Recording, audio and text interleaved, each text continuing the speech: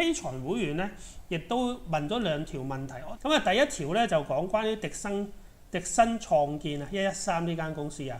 咁呢間亦都係一間比較冷門啲同埋小型啲嘅港股啦，港股啦。咁呢個迪新創建咧就係經營一啲高端嘅零售店啦嚇。咁潘迪生啊嘛，大家都識得佢啊，潘迪生。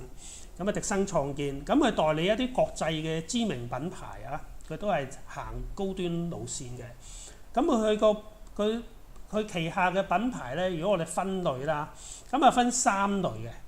第一類都係腕錶珠寶啦，腕錶珠寶啦，咁佢都係有代理呢個勞力士啦，咁仲有其他咩伯爵啊、咩 Cartier 啊、咩 Omega 咁嗰啲啦嚇，咁都歸類為高端嘅手錶啦。咁第二類咧就化妝品啊，高端嘅嗰啲化妝品啊。咁呢啲可能女士先識啦，咩 Sisley 啊、La Mer 啊、La Prairie 啊咁嗰啲啦，我呢啲品牌我唔識啦。咁總之佢話佢係高端㗎啦，高端嘅化妝品啦。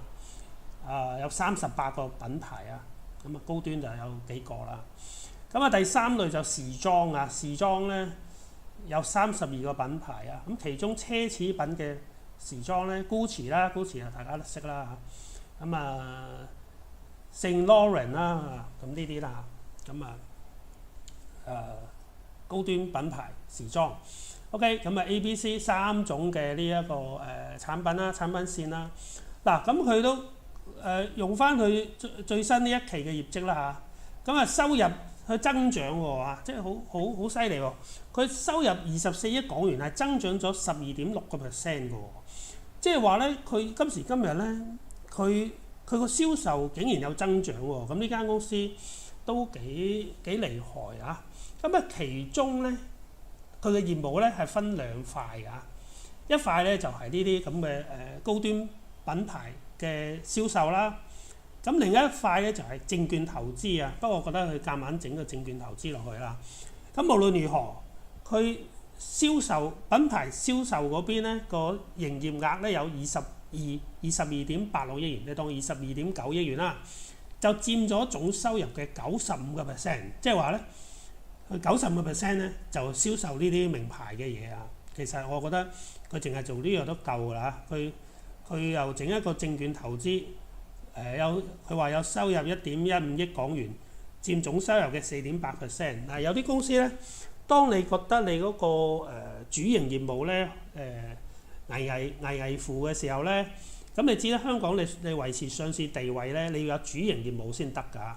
咁如果有啲公司咧就發覺我主營業務咧好似就唔係好得喎，咁咧如果你主營業務冇咗咧，咁你就要退市啊。咁所以好多公司咧喺呢種情況之下咧，咁佢就會設立一個叫做證券投資嘅。咁證券投資好易做㗎嘛，你求其買啲股票咪有證券投資業務咯。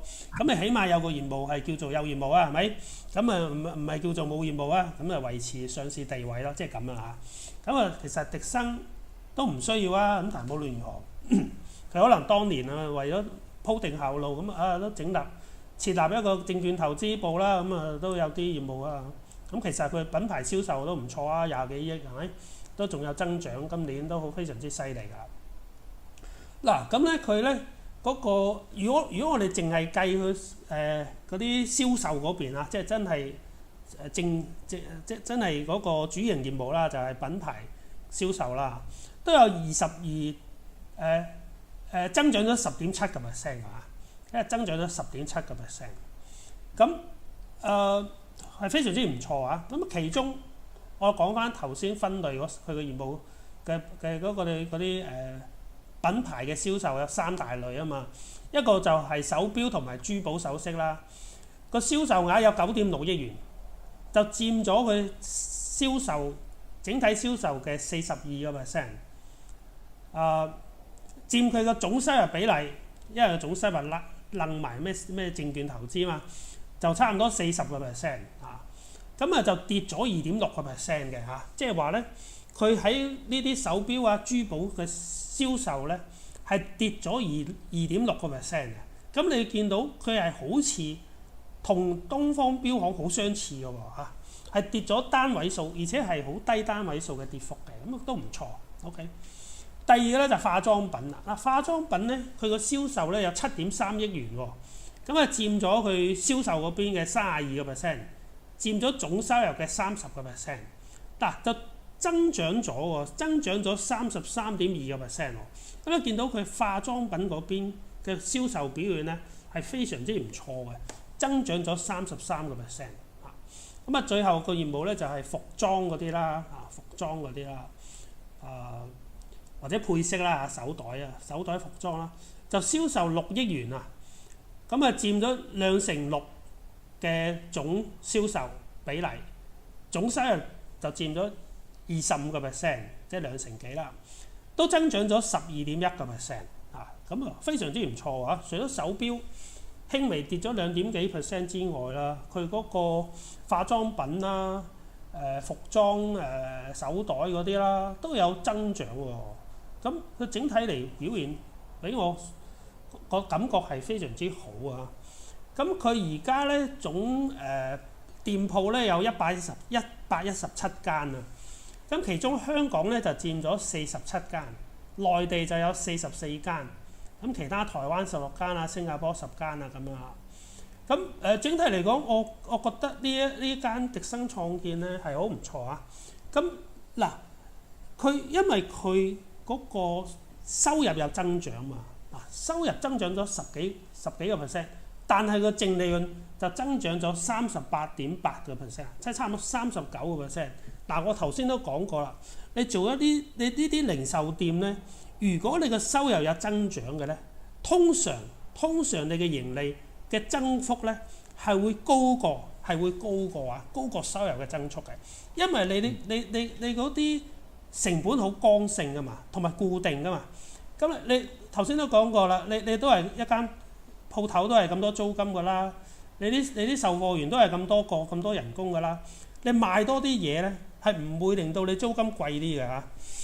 咁但係你嘅收入多咗嘛，咁啊攤分咗固定成本咧就會少咗嘅。咁所以咧呢啲零售店就係、如果你嘅銷售額有增長嘅話咧，通常你嘅利潤咧係會增長得快過你個收入嘅。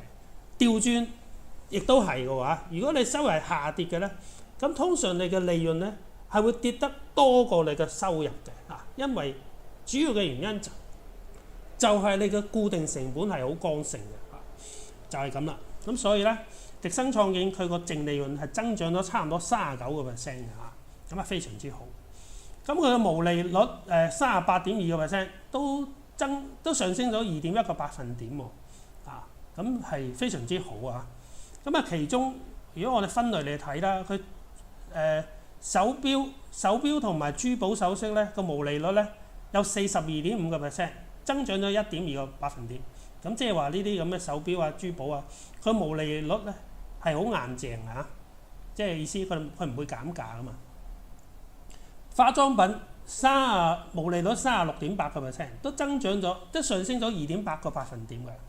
咁啊啲服裝啊、包包啊，毛利率35.3%，都上升咗1.8個百分點嘅喎。咁啊非常之好喎。嗱，咁你睇到啦，佢個員工成本咧係增長咗9.4%，租金咧就增長咗7.5%。嗱，個增幅咧都係低於佢收入嘅增幅嘅嚇。呢個亦都係導致到點解佢嗰個淨利潤嘅增幅咧係會超過收入咁多啊！咁呢啲零售股至緊要就係個銷售。咁啊估值佢而家咧4.84蚊啊，即係我用琴日收市價嚟計啦。P/E 就5.4倍，股息率咧就9.3%，股息率咧就低過頭先嘅東方標行啦。咁但係佢都係一個非常之唔錯嘅一間咁細型嘅呢間公司啦。咁同埋佢派息都係非常之穩定㗎，所以呢啲細股嚟講，都叫做好唔錯㗎啦，即係我覺得個人。